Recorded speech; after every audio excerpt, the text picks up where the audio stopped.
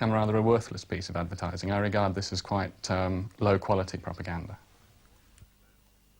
The brochure also says nuclear weapons have been stored in this country for many years, and at no time has one been involved in an accident.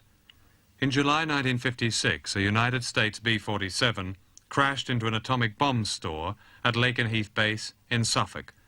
Roads jammed with people escaping in panic from the base. President Eisenhower ordered all mention of nuclear weapons cut from the accident report at the time. 23 years later, a retired American general said that part of eastern England almost became an atomic desert. Today, nothing has changed at Lakenheath. It is still a nuclear base.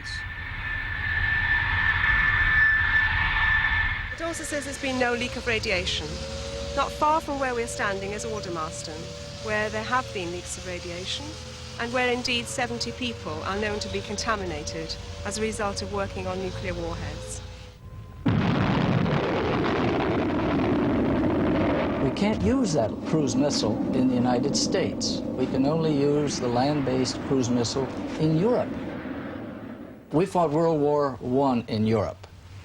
We fought World War II in Europe. And most of the Americans would like to fight World War III in Europe if we have to fight another world war.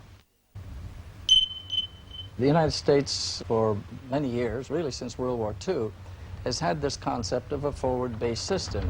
We want to keep a forward-based system in the United Kingdom, Europe, Southern Europe, that whole tier, so that if we do become involved in a war with the Soviets, we can fight the war there and not fight the war in the United States.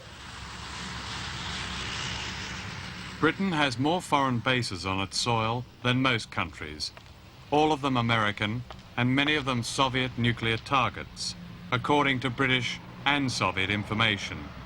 At Lakenheath, walls are 2 feet thick with special air filters to protect their American personnel from radioactive dust. Hardly any of these American bases are directly committed to the defense of Britain. Instead, they are here to provide America's front line. Now let's play a new television game called Find the Missing Bases.